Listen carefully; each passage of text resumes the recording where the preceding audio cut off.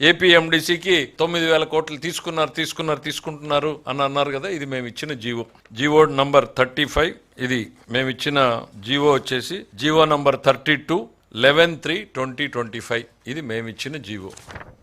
ఇదే ఏపీఎండిసికి బుగ్గన్ గారు మర్చిపోయినట్టున్నారు, అమ్నీషియా వచ్చినట్టుంది, మతిమరుపు వచ్చినట్టుంది.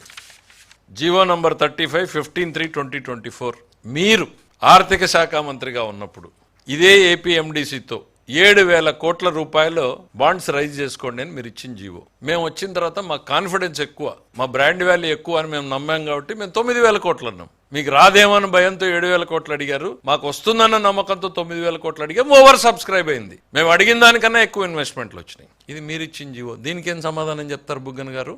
తప్పు జరిగితే ఇప్పుడు జరిగిందా, అప్పుడే జరిగిందా? రావు గోపాలరావు గుర్తుకొస్తున్నాడు. మడిసి అన్నాకింత ఇంగిత జ్ఞానం ఉండాలయ్యా. ఏడుపులు, పొడబొబ్బలు, పొర్లు దండాలు అన్ని చేసిన తప్పులన్నీ మీరు చేసి బాధ్యతతో మేము సరిదిద్దేటువంటి ప్రయత్నం చేసి ముందుకు తీసుకెళ్తా ఉంటే అన్ని కంప్లైంట్లు పెట్టి అందరూ క్లియరెన్స్లు ఇచ్చిన తర్వాత మళ్ళీ నిన్నటికి నిన్న మీరు ప్రెస్ మీట్, మళ్ళీ మీ నాయకుడు ట్వీట్. ఇంకా ఆపండి అయ్యా, నవ్వుతున్నారు ప్రజలు.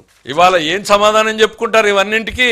మళ్ళా 4 వక్ర భాషలు ఏవో రాసుకోవడం తప్ప ఇంకా భారతదేశంలో హైయెస్ట్ ఆర్థిక శాఖని రెగ్యులేట్ చేసేటువంటిది, ప్రభుత్వాల్ని నియంత్రించేటువంటిది ఉన్నటువంటి ఆర్బీఐ క్లియరెన్స్ ఇచ్చేసింది. బాండ్స్ మీద హైయెస్ట్ ఏజెన్సీ సెబీ క్లియరెన్స్ ఇచ్చేసింది.